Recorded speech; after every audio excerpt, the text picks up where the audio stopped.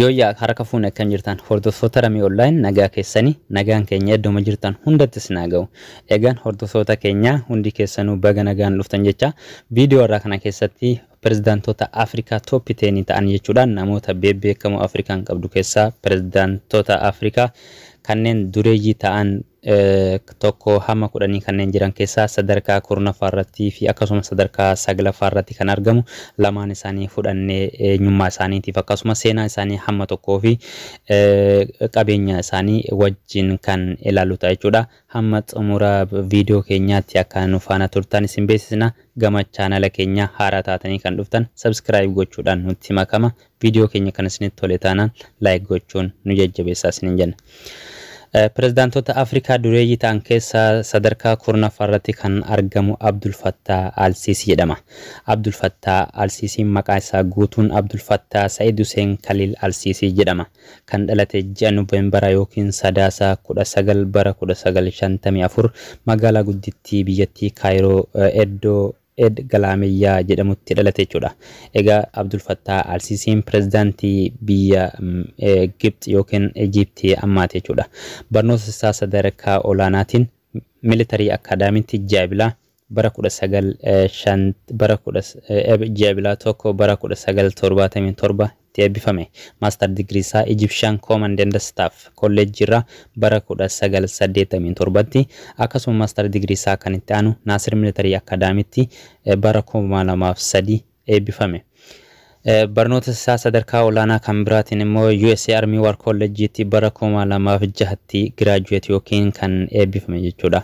Abdul Fattah al-Sisiin gara aangootti kan dhufe pirezidaantii Egypt duraanii Mohammed Mursi Isa al-Hayat kan jedhamu filannoo dimokiraatawaa ta'een bara 2012 jechuun waxabajjii 30 bara 2012tti gara aangootti karaa dimokiraatawaa ta'een filatame kan dhufe turtii waggaa tokko jechuun booda adoolessa 3 bara 2013tti humna waraanaatiin fonqolchuudhaan aangoo pirezidaantummaa biyyattii kan dhuunfate. Yeroo ammaa kanas aangoo pirezidaantummaatiin biyya sana hoogganaa yookiin bulchaa jira. Akka bara faranjoota 2020tti gara jalqabaatti jechuudha qabeenyi isaa hamma doolaara Ameerikaa miiliyoona 185 olitti tilmaamama. Abdul Fattah al-Sisi yeroo ammaa kana nama umrii waggaa yookiin maanguddoo umrii waggaa 66ti.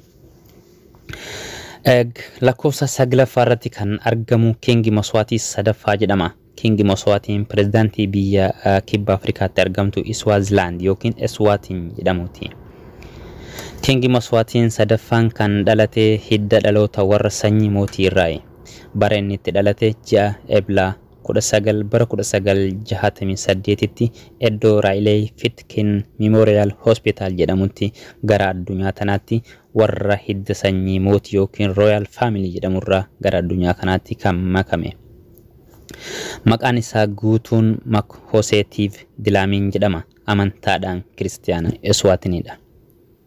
Abbaan King Moswatiin Sabhuzaa lammaffaa jedhama. Sabhuzaan nama biyya Eswaatiin waggoota 82 fi guyyoota 254 bulchuun hooggantoota addunyaa tanaa hunda dursuun nama bara hedduuf aangoorra turuun nama rikoordiin addunyaa harkasaa jirudha. Sabhuzaan lammaffaan haadha warraa 70 fuudhuudhaan bara bulchiinsa isaa keessa dubartoota babbareedduu urjiitaan hunda bifa jedhamuun haadha warraa ofii taasise. Akkasuma ijoollee 210 ol irraa horuu nama danda'edha. Sabhuzaan lammaffaa biyya Eswaatinitti pirezidaantii biyyattii kan duraaniiti jechuudha. Amma kan biyya sana bulchaa jiru ilma isaa lammaffaa King Moswatiin sadaffaa jedhama jechuudha. Ergaa kana jedhee dubbiin Sabhuzaa dhuma hin qabdu dubbii fi uleen gabaabduu wayyaa waan ta'eefiyyuu akkuma makmaaksa Oromoo hangan erga jennee gara ilma isaa King Moswatiin sadaffaatti kan sagantaa keenya har'aa keessatti qabanneetti isin deebisa jechuudha. Egaa King Moswatiin aangoo kan argate dhaaltummaadhaan abbaa isaa Sabhuzaa lammaffaa irraa jechuudha. King Moswatiin sadaffaan akkuma abbaa isaa warraa haadha warraa hedduu nama qabudha. Ajaa'ibin jedhina malee yoo abbaa warraa meeqa haadha warraa meeqa qabaate meeqa qaba jettanii yaaddu. Yeroo ammaa kana King Maswaatiin sadaffaan haadha warraa 15 aangoo fi maallaqa qabutti fayyadame dubartoota 15 haadha warraa ofii yeroo taasisu ijoollee 100 ol hamma ammaatti nama irraa horate yookiin horee jirudha. Dhiiroo addunyaantu yeroo takka takka tan warra humnaa fi maallaqa qabuuti nama jechisiisa. Kana usumaaf hin dhiisa hordoftoota keenya kabajamoo. King Maswaatiin bara abbaan isaa du'u umriin isaa waggaa 14 ture. Kana booda turtii waggaa 4 jechuun turtii waggaa 4 booda pirezidaantii biyyattii ta'uudhaan ijoollummaadhaan nama gara hooggansaatti dhufe ta'uudhaan nama rikoordiin addunyaa tanaa harka isaa jirudha. Erga kana jedhee seenaa isaa wajjin King Maswaatiin sadaffaa isin barsiisen booda waa'ee biyya isaanii yookiin Eswaatiin biyya jedhamtu biyya gara kibba Afrikaa naannoo Mozambikaa fi akkasumas South Africa cinaatti argamtu kana erga waan tokko irraa isinitti argisiisa. Biyyattiin biyya kibba Afrikaatti argamtu taatee biyya qabeenya uumamaatiin badhaatu taateedha. Akkasuma madda galii turizimiirraa yeroo doolaara waggaan doolaara miliyoona hedduu biyya argatudha jechuudha. Ayyaanota isaanii irratti kan isin ajaa'ibu keessaa dubartoonni isaanii bifa dhiiraa fi dubartoonni uffata aadaa isaanii uffatanii kan bahanii kan shubbisan yeroo ayyaana waggaa ta'e akka ayyaanota waggaa bebbeekamoo biyya sanatti kabajan irratti yeroo mul'atan dubartoonni isaanii baay'inaan uffata mudhii gadi qofa fayyadamu jechuudha. Mudhii ol naannoo qaama isaanii saalaarraa kan hafe mudhii olitti uffanni hin uffatamu. Faaya tokko kan hidhamu.